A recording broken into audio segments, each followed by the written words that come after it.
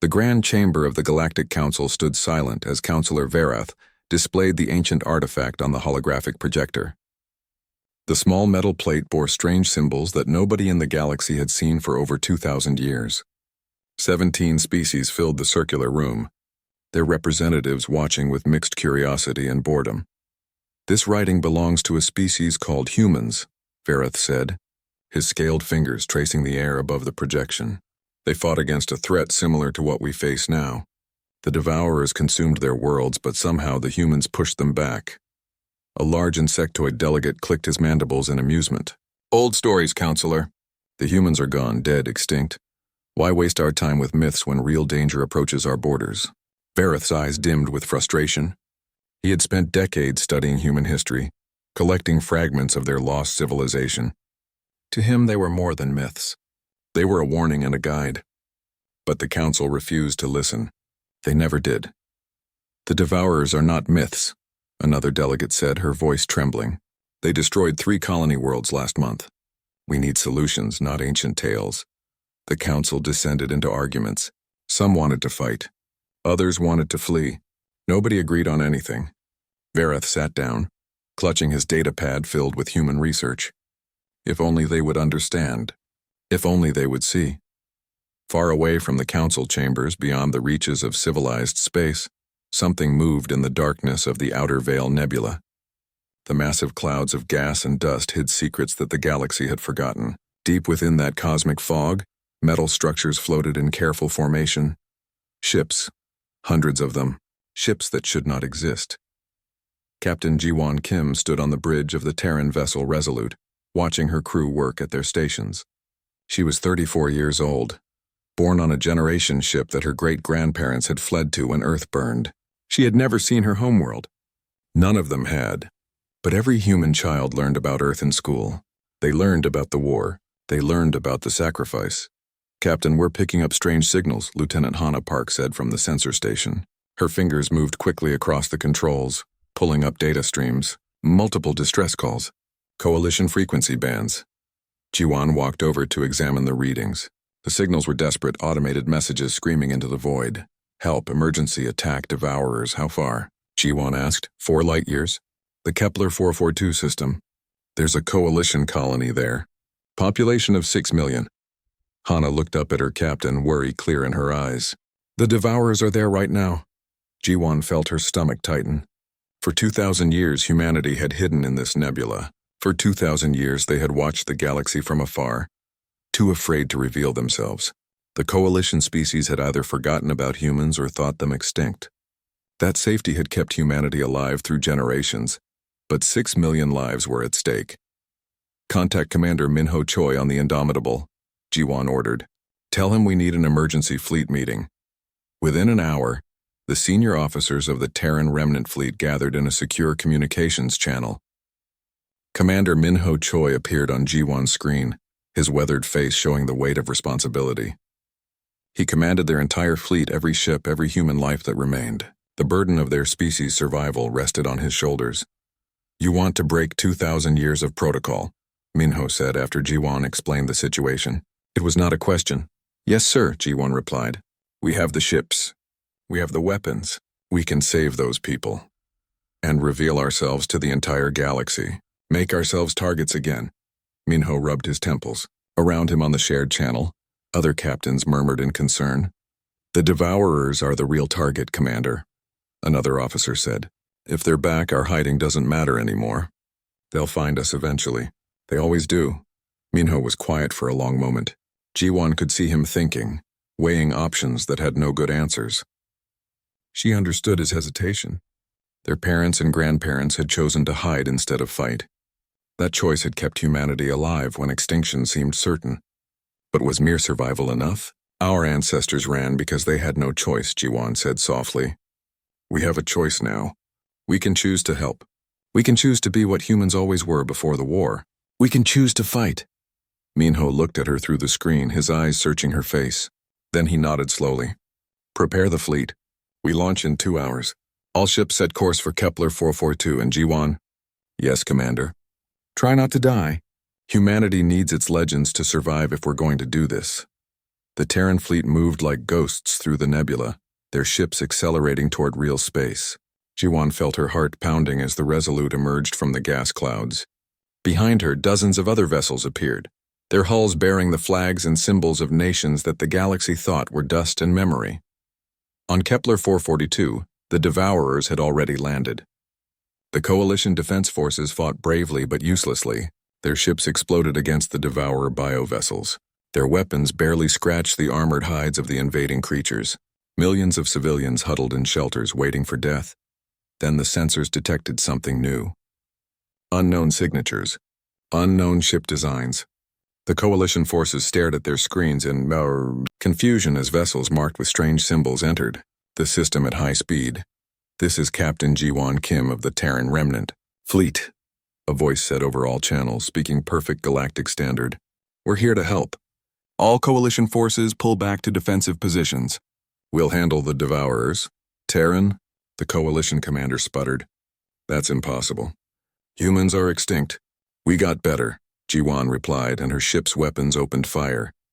The Devourers had never fought humans before. Not these humans. Not humans who had spent 2,000 years preparing for this exact moment. The Terran ships moved with practiced precision, their tactics honed through countless simulations and drills. They knew the Devourers. They had studied them. They had learned from their ancestors' mistakes. Jiwan's crew worked in perfect sync. Hana called out targets. Weapons officers fired in coordinated strikes.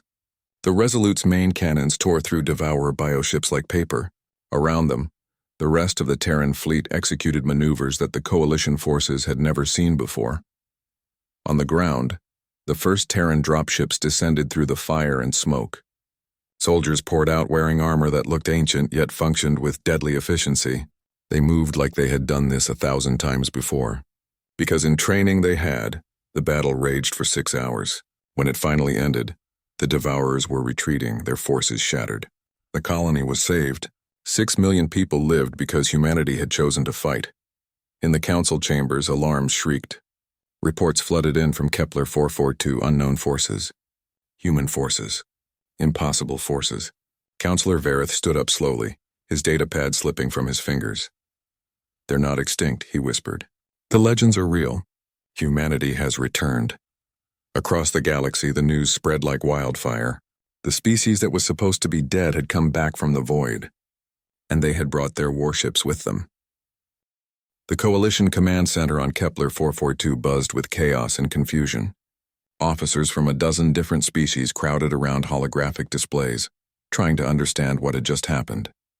Their sensors showed Terran ships holding position in orbit, silent and waiting. Nobody knew what to do.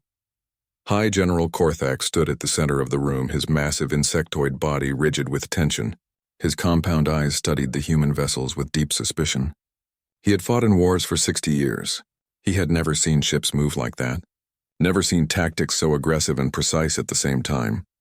"Open a channel to their command ship," Korthax ordered. His translator device rendered his clicking speech into galactic standard. "I want to speak with whoever leads them." The communication officer worked quickly. Within moments, a human face appeared on the main screen. Captain Jiwan Kim looked tired but alert.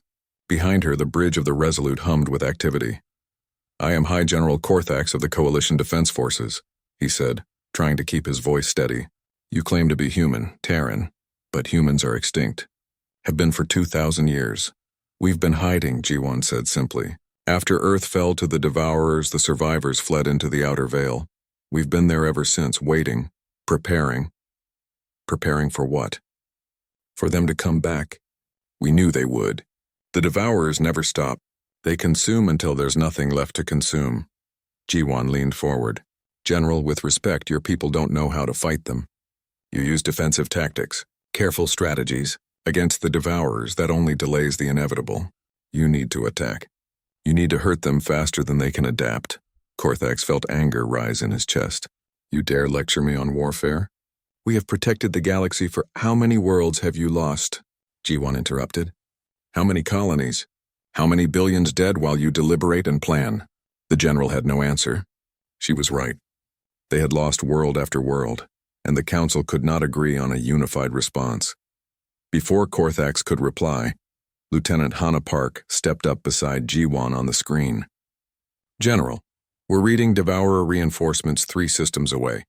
They'll reach another coalition colony in 18 hours. We can get there in 12 if we leave now. Jiwon looked at Korthax. We didn't reveal ourselves just to save one world, General. We're here to help you fight, but you need to trust us. You need to let us do what humans do best. And what is that? Korthax asked. Jiwon smiled grimly. Win. The Terran fleet moved with frightening speed toward the Talus system, where another Devourer attack force was preparing to strike. This time, coalition ships followed them, trying to keep pace. Korthax sent his best commanders to observe and learn. He had to understand these humans, had to determine if they were saviors or just another threat. Sergeant Doyen Lee stood in the troop bay of a Terran dropship, checking his squad's equipment. He was 40 years old, a career soldier who had trained his entire life for combat he never expected to see. Around him, 20 Marines prepared their weapons and armor. Listen up, Doyen said, his voice carrying over the bay. This is what we trained for. The Devourers are tough, but they're not smart. They rely on numbers and adaptation. We hit them hard and fast before they can figure us out. Standard breakthrough tactics. Questions? Sarge, what if the coalition troops can't keep up? A young soldier asked. Then we teach them, Doyen replied. Our job isn't just to fight. It's to show the galaxy how to fight. Got it? The Marines nodded. Doyen felt pride swell in his chest. These were good people, brave people. They were about to charge into hell, and none of them hesitated. On the Indomitable, Commander Minho Choi coordinated the entire Terran fleet while simultaneously managing first contact with coalition leadership. His communication console flashed with dozens of incoming messages. Demands for information, threats, questions, fear. Commander, the Council is demanding, that you report to Velrune immediately, his communication officer said. Tell them I'm busy saving one of their colonies, Minho replied. They can wait. A new face appeared on his screen. She was small, bird-like with feathers that shifted colors based on emotion. Ambassador Quela, an empath from the Risani species.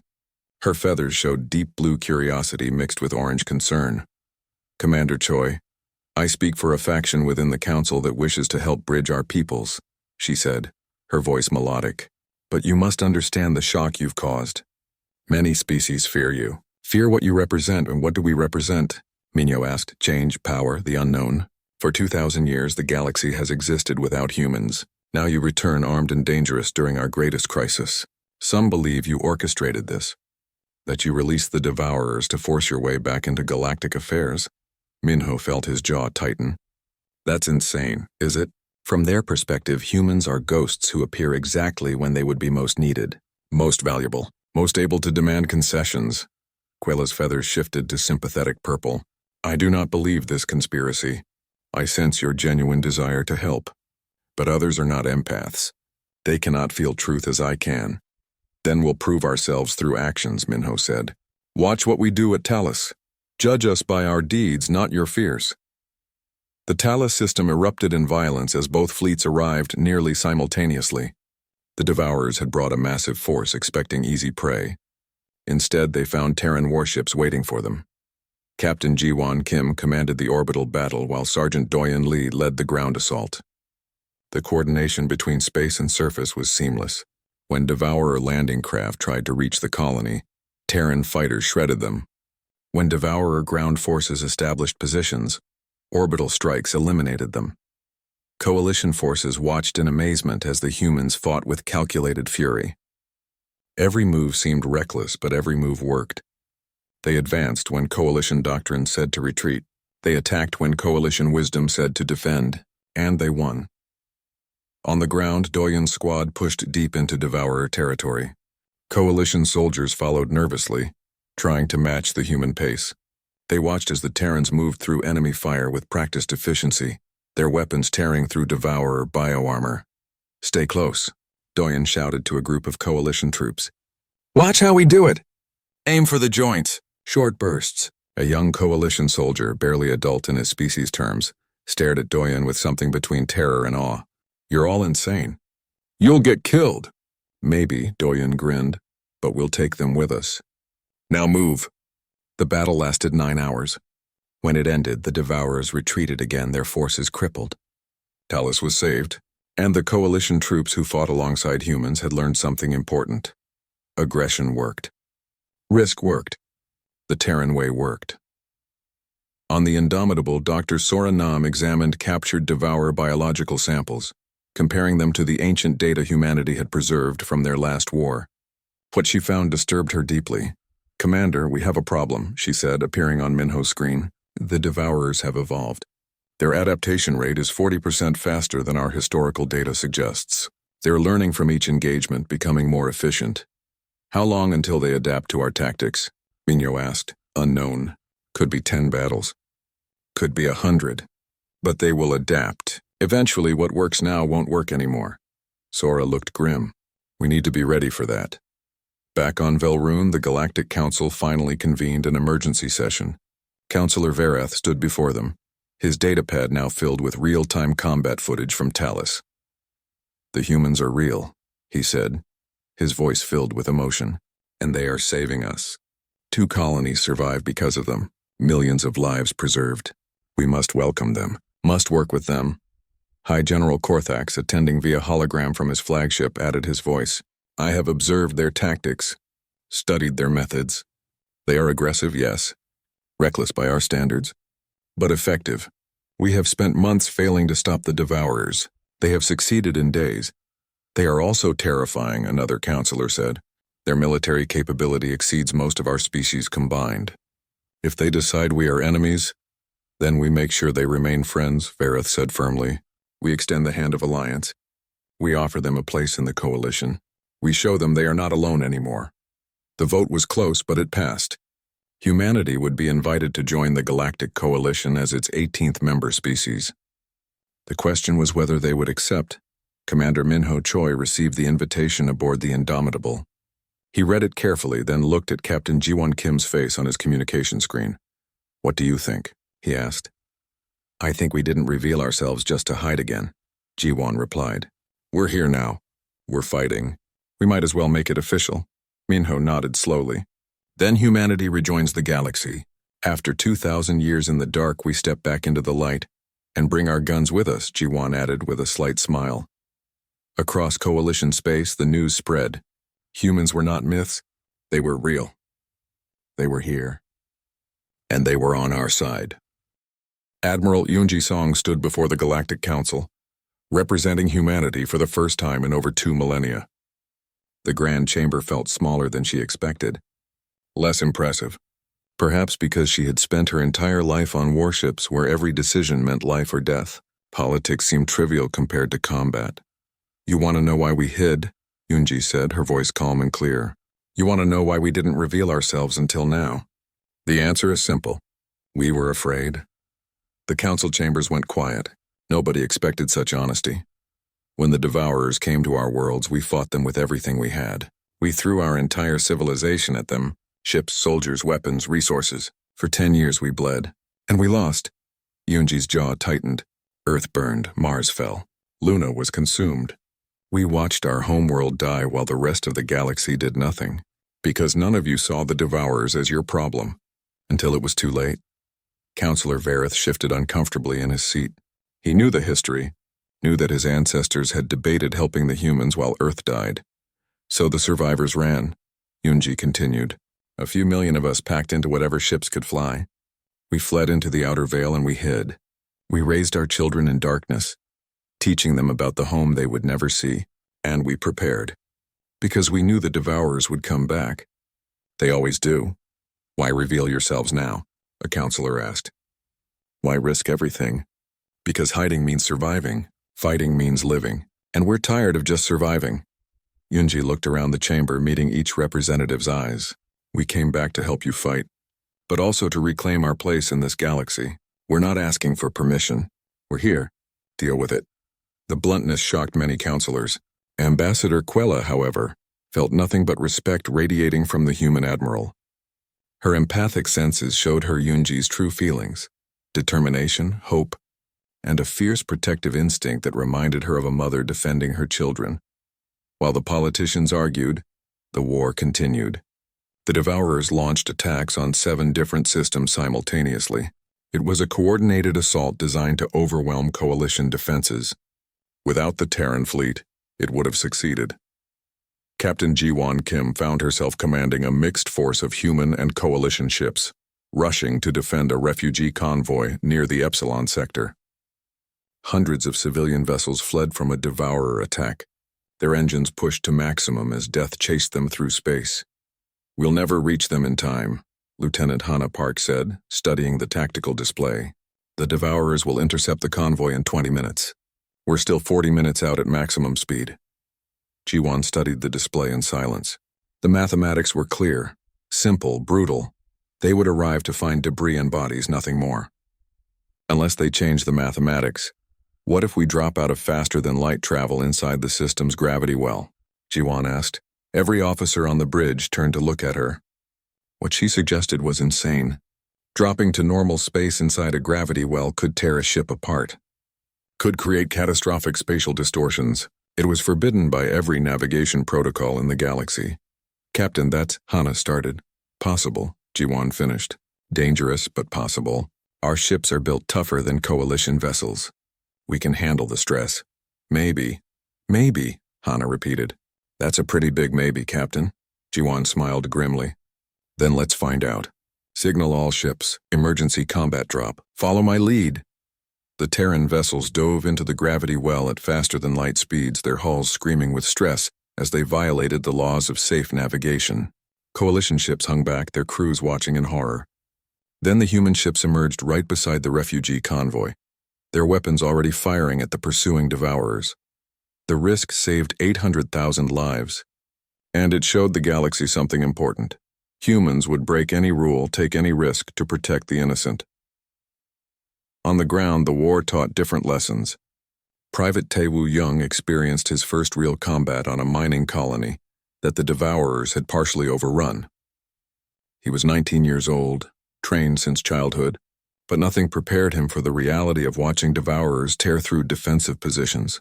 Sergeant Doyen Lee grabbed Tae-woo by the armor and pulled him into cover as bioweapons fire scorched the air where he'd been standing. "Stay focused," Doyen shouted over the noise. "Fear is fine. Freezing is death." Tae-woo nodded, his hands shaking as he raised his rifle. Around them, coalition soldiers fought alongside human marines. The aliens were learning, adapting to Terran tactics, but they still hesitated. Still second-guessed themselves. A coalition soldier, a reptilian species with green scales, crouched beside Tae-woo. His eyes were wide with fear. "We should fall back." "Regroup." "We don't fall back," Tae-woo said, surprised by his own voice. His training spoke through him. "We push forward. We make them fall back," Doyen grinned. "That's the spirit, kid. Now let's show these bastards what Earth's children can do." The squad charged forward. It shouldn't have worked. By all tactical logic, they should have been cut down. But their aggression confused the devourers, disrupted their coordination. The human tactics created chaos, and in chaos the desperate won. The mining colony was saved, but the cost was high. Tae-woo watched medics carry away wounded soldiers, both human and alien.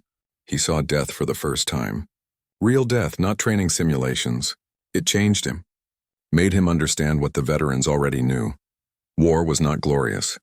It was necessary. Back on the Indomitable, Dr. Sora Nam made a disturbing discovery. She had been analyzing devourer attack patterns, comparing them to historical records. Something was wrong. "Commander Minho Choi, I need to speak with you immediately," she said, her voice urgent. Minho looked up from his tactical displays. "What is it, Doctor?" "The devourers. Their attack patterns. They're not random." Sora pulled up holographic star charts showing every devourer assault. "Look at this. They're targeting specific systems, specific colonies. It's like they know exactly where to hit to cause maximum damage. They're a hive mind," Minho said. "They share information across their entire species. Of course they're coordinated." "No, sir. That's not what I mean." Sora highlighted several systems on the map. These colonies were secret, hidden. The Coalition barely knew they existed. But the Devourers hit them first. Before any major worlds, they knew. Minho felt ice form in his stomach. "You're saying they have intelligence? Someone is feeding them information. Or something. Maybe captured Coalition personnel. Maybe hacked databases. But they know too much." Sora looked grim. "Sir, I think we need to consider that the Devourers are being guided. That this isn't just an invasion. It's a campaign. The implications were terrifying. If the Devourers had intelligence, if they could plan and strategize beyond simple consumption, then the war was far worse than anyone realized. Colonel Jamin Kwan, humanities specialist in psychological operations, received the data and immediately understood its value. He appeared on Minho's screen within an hour. If the Devourers are being guided, we can use that, Jamin said. Feed them false information. Set traps. Turn their intelligence against them. First, we need to find the source, Minho replied. Find out how they're getting coalition secrets. The answer came from an unexpected place. Elder historian Mira, an ancient being who had lived for 600 years, requested an audience with the human leadership. She appeared on the Indomitable's communication screen, her crystalline body glowing with inner light. I have lived long, Mira said, her voice like wind chimes, long enough to remember things others have forgotten. Things others wanted forgotten. What things? Mio asked. The truth about humanity's extinction, or rather the attempted extinction. Mira's glow dimmed. I was young when it happened, only 60 years old, but I remember the secret meetings, the whispered conversations among certain council members. They feared humanity, feared your species' rapid expansion, your military strength, your refusal to follow galactic norms. Minho leaned forward. What are you saying? Some members of the ancient council made a deal with the Devourers. They would guide them to human worlds, provide intelligence. In exchange, the Devourers would stop after consuming humanity, would leave the rest of the galaxy alone. Mira's voice filled with shame. It was supposed to be clean, surgical, the removal of a potential threat. But the Devourers didn't stop, Minho said quietly. No, they never do. The conspirators realized their mistake, but too late. They covered it up, claimed humanity went extinct naturally, that the Devourers were a random catastrophe. Mira looked directly at Minho. For 2,000 years my species has carried this guilt, this knowledge. Now you return and the Devourers with you. I believe the old system still exists. The old methods of communication. And someone is using them again. The revelation sent shockwaves through both human and coalition leadership. Ambassador Quella brought the information to the council, where it created immediate chaos. Some species demanded investigations. Others denied any knowledge. Trust began to fracture. High General Korthax, upon hearing the news, smashed his communication console in rage. His species had lost millions to the Devourers over the centuries. To learn it was partially their own fault, caused by ancient political conspiracy, was almost too much to bear. But it also explained something. Commander Minho Choi stood in the war room of the Indomitable, surrounded by holographic displays showing the approaching Devourer armada. The numbers were staggering. Thousands of bioships, millions of ground forces, all converging on Velrune. It was an extinction-level attack, designed to decapitate the coalition government and break galactic resistance once and for all. We can't win this fight with ships alone, Minho said to his assembled officers. We need the coalition species to fight like we do. We need to change how they think about war. Admiral Yoonji Song nodded from her position at the tactical table. Operation Legacy. We've discussed it before. Train coalition forces in Terran combat doctrine. Make them aggressive. Make them dangerous. Can we do it in time? Captain Ji-1 Kim asked. We have maybe 3 weeks before the Devourers reach Velrune. We have to try, Minho replied. Because if we don't, everyone dies, including us. The order went out across the Terran fleet. Every experienced combat veteran was assigned coalition troops to train. Sergeant Doyen Lee found himself teaching a company of coalition soldiers who had never seen real combat. They were young, scared, and conditioned to fight defensively. Everything you learned is wrong, Doyen said bluntly to the assembled troops. They came from 6 different species, their translators converting his words into their native languages. Your training teaches you to preserve your life at all costs, to minimize casualties, to fight cautiously. A coalition officer, a large mammalian creature covered in gray fur, bristled at the comment. We value life, human. We do not throw away our soldiers needlessly. Neither do we, Doyen replied. But we understand something you don't. Sometimes the safest thing to do is the most dangerous. Sometimes attacking saves more lives than defending. Sometimes you need to risk everything to save anything. He pulled up combat footage from the recent battles. Showed them how Terran forces charged into situations that looked suicidal. Showed them how those charges worked, how they disrupted enemy coordination and created opportunities for victory. You see this? We advanced into a kill zone. By all logic, we should have died. But we didn't.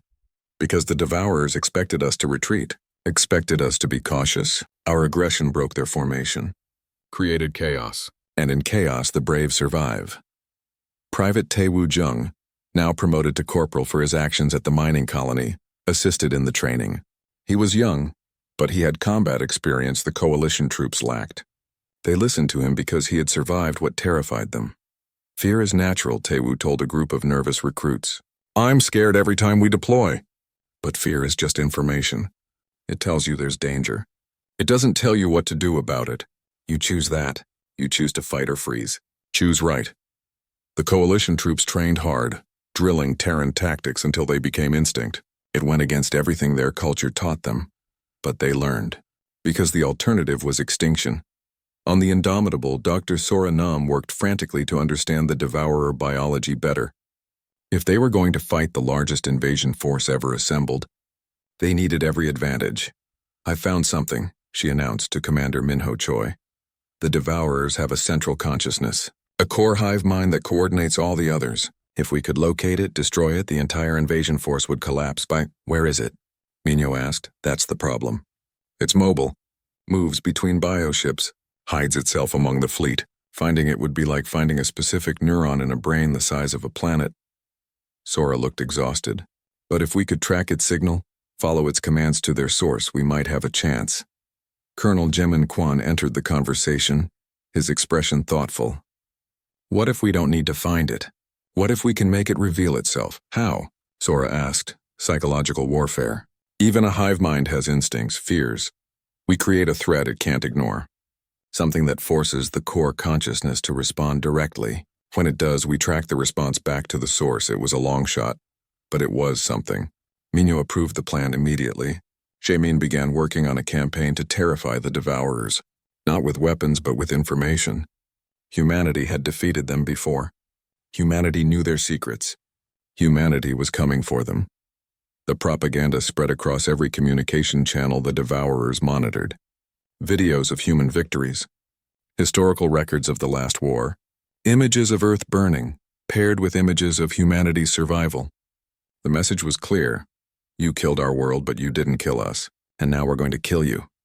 Meanwhile, Ensign Yunishin discovered something while investigating coalition communication hubs. Certain data packets were being routed through abandoned network nodes, leftovers from the old communication infrastructure built 2,000 years ago. Someone was using the ancient system to send information to the Devourers. Got you, Yuna whispered, tracing the signal back to its origin. What she found shocked her. The traitor wasn't some low-level operative. It was a member of the Council itself. A species that had been part of the original conspiracy, still feeding intelligence to the Devourers after 2 millennia. She reported her findings to Admiral Yoonji Song, who brought them directly to Commander Minho Choi. They now faced a terrible choice. Reveal the traitor and risk political chaos right before the biggest battle in galactic history, or stay quiet and let the intelligence leak continue. We tell them, Minho decided. We can't fight a war with a knife in our back. The coalition needs to know. The revelation came during an emergency council session. Admiral Eunji Song presented the evidence calmly and clearly. The traitor species representatives tried to deny it, but the data was undeniable. Their government had maintained the old communication protocols, had continued feeding information to the Devourers, hoping to preserve some secret agreement that no longer existed. Counselor Verath, who had championed humanity from the beginning, stood and faced his fellow council members. This ends now. The old fears, the old prejudices, the old stupidity. We stand together or we die apart. Humanity has shown us how to fight. Now we must show them we're worth fighting for. The traitor species was removed from the council. Their communication nodes were shut down. For the first time in 2,000 years, the Devourers lost their intelligence advantage. And they were coming to Velrune blind.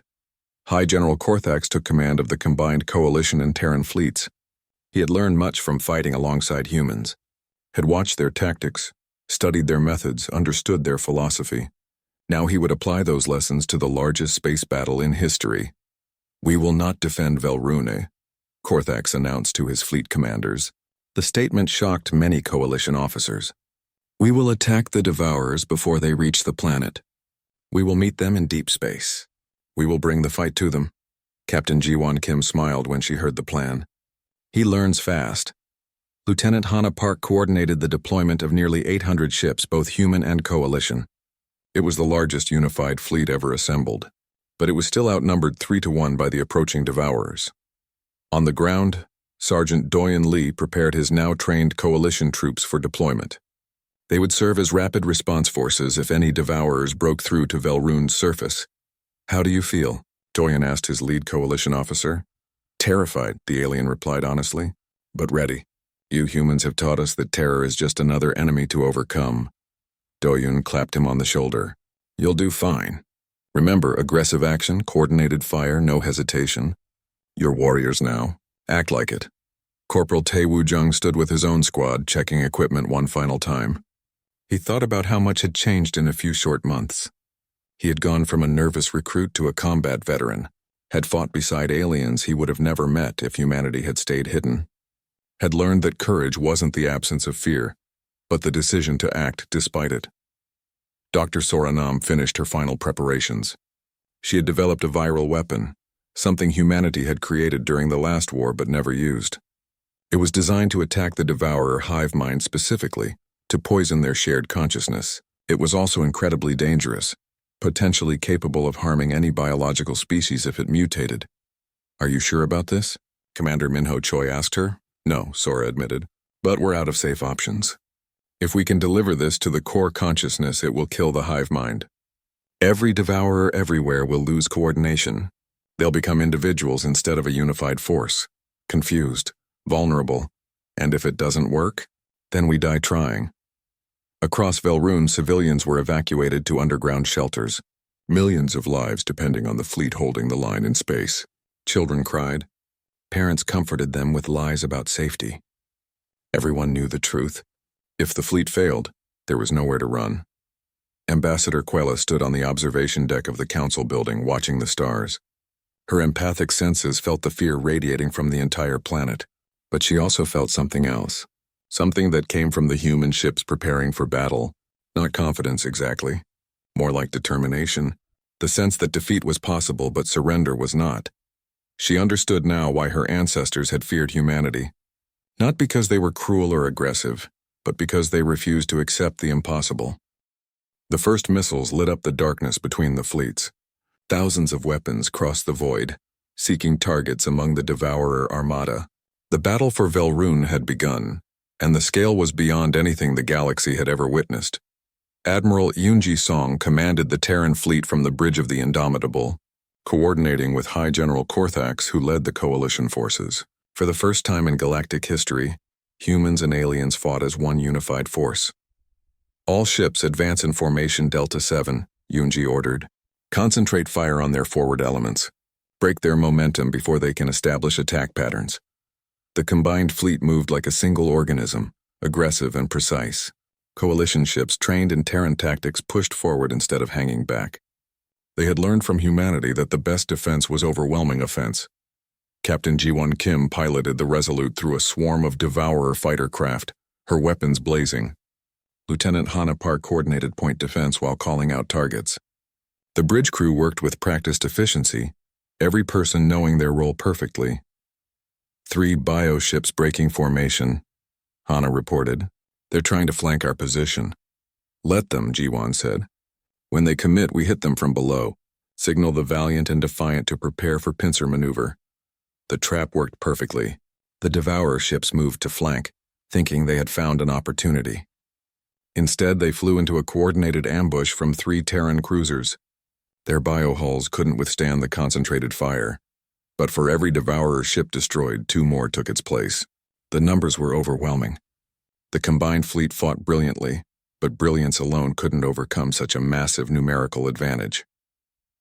On the Indomitable, Commander Minho Choi watched the tactical display with growing concern. They were winning individual engagements but losing the overall battle. The Devourers just kept coming, their forces seeming endless. "We need to execute the strike plan," Minho said. "It's the only way." Admiral Yunjisong nodded grimly. She activated the fleet-wide channel.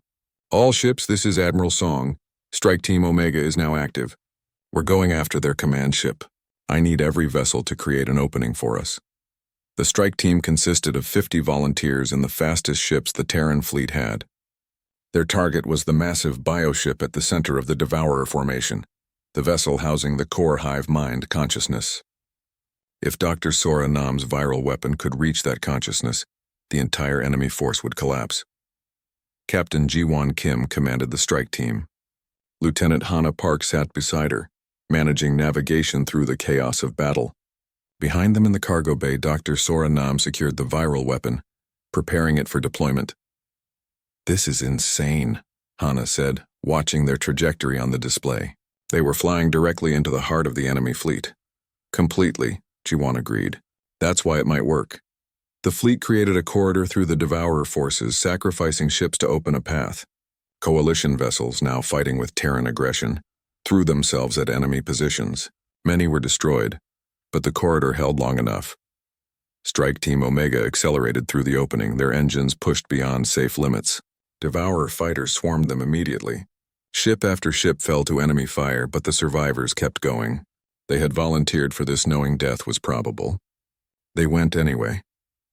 On Velrune's surface, Counselor Verath watched the battle through long-range sensors. His heart ached seeing so many ships destroyed, so many lives lost, but he also felt pride. The galaxy was finally fighting like humanity had taught them, fighting to win, not just to survive. Beside him, Ambassador Kella wept. Her empathic senses felt every death, every sacrifice. The pain was almost unbearable. But through the pain, she also felt something beautiful. Love. The crews were fighting for each other. For their planets, for their children, for a future they might never see. They're magnificent, Quella whispered. All of them. Human and alien alike. This is what we should have been all along. In the underground shelters, millions of civilians huddled together, listening to broadcasts from the battle. They heard the sacrifices, heard the courage, heard human voices mixing with alien ones, all fighting together. A young alien child asked her mother, "Why are the humans helping us?" The mother, who had feared humanity just weeks ago, answered quietly, "Because that's what they do. They fight for people who can't fight for themselves, even when it costs them everything." Strike Team Omega reached the command ship. Only 12 vessels remained from the original 50. Captain Ji-won Kim's Resolute led the final approach, dodging defensive fire that could vaporize them instantly. "We're not going to make it to a docking position," Hana said. "Their defenses are too thick." "Then we ram it," Ji-won replied. "Set collision course." "Full speed. Everyone evacuate to the escape pods." "Captain, no!" Hana grabbed her arm.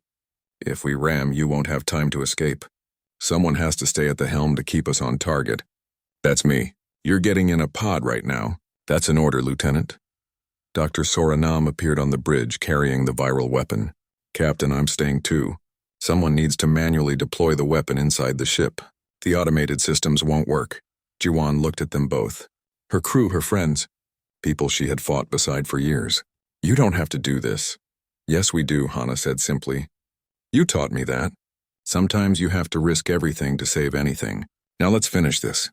The crew evacuated to escape pods, leaving only Ji-won, Hana, and Sora on the bridge. The Resolute accelerated toward the massive bioship, its hull screaming with stress. Other strike team vessels followed, creating multiple impact points to overwhelm the defenses. Sergeant Doyen Lee watched from his position on Velrune's surface, monitoring the battle through his combat helmet. He saw the Resolute's final approach. "Saw what Ji-won was doing. Damn it, Captain," he whispered. "You better die a legend." Corporal Tae-woo Jung stood beside him, his squad of mixed human and coalition troops ready for deployment if any devourers reached the ground. He had served under Ji-won during training. She had taught him everything he knew about being a soldier. "Will it work?" Tae-woo asked. "It will," Doyen replied, "because they'll make it work. That's what we do." The Resolute struck the command ship's hull at full speed, its reinforced bow punching through layers of bio-armor. The impact killed Hana instantly as the bridge collapsed. Ji-won, thrown from her chair, felt multiple bones break, but she was alive. So was Sora. They crawled through the wreckage into the Devourer ship's interior. The viral weapon remained intact in its protective case. Sora dragged it forward while Jiwan provided cover with her sidearm, shooting at devourer organisms that tried to stop them. The ship's interior was a nightmare of organic tissue and alien architecture. They pushed deeper, following Sora's scanner toward the hive mind consciousness. Every step was agony, every breath burned. But they kept moving. There, Sora pointed at a massive chamber ahead. Inside, a pulsing mass of neural tissue filled the space. The core consciousness, the brain of the entire devourer species. They stumbled into the chamber. Devourer warriors swarmed from all directions. Jiwan fired until her weapon ran dry, then used it as a club. Sora reached the consciousness and opened the viral weapons container. For Earth, Sora whispered, and injected the virus directly into the neural tissue. The effect was immediate. The consciousness screamed, a psychic wail that rippled through every devourer across the galaxy. The hive mind shattered, breaking into billions of individual fragments. Every devourer suddenly found themselves alone, confused, terrified. The command ship convulsed. Jiwan grabbed Sora and they held each other as the structure collapsed around them. There would be no escape, no rescue. This chamber would be their tomb. "We did it," Jiwan said through blood-filled lungs. "Yeah," Sora replied. "We did." They died together as the chamber caved in. But they died victorious. Across the battlefield, every devourer force suddenly went chaotic. Ships collided with each other. Ground troops wandered aimlessly. The coordinated assault became a confused mob. The combined fleet pressed their advantage immediately, destroying enemy vessels that no longer knew how to defend themselves. On the Indomitable, Commander Minho Choi watched the enemy fleet collapse. Victory was within reach, but the cost made him want to weep. The Resolute's signal had gone dark. Jiwan and her crew were gone. "All ships pursue and destroy remaining enemy forces," Minho ordered, his voice hoarse. "Make sure their sacrifice meant something." The battle continued for 6 more hours, but the outcome was no longer in doubt. The Devourers, without their hive mind, were easy targets. By the time the last enemy ship fell, the invasion was broken. Velrune was saved. In the weeks that followed, the galaxy mourned and celebrated simultaneously. The Devourers were defeated. Their threat ended forever. But the cost had been terrible. Tens of thousands dead. Hundreds of ships destroyed. Heroes lost who could never be replaced. Commander Minho Choi became the first human representative on the reformed Galactic Council. Humanity took its place as the 18th member species. No longer legends or myths, but equals among the stars. Sergeant Doyen Lee received the highest military honors from both Terran and Coalition forces. He became an instructor training the next generation of soldiers in combined human-alien tactics.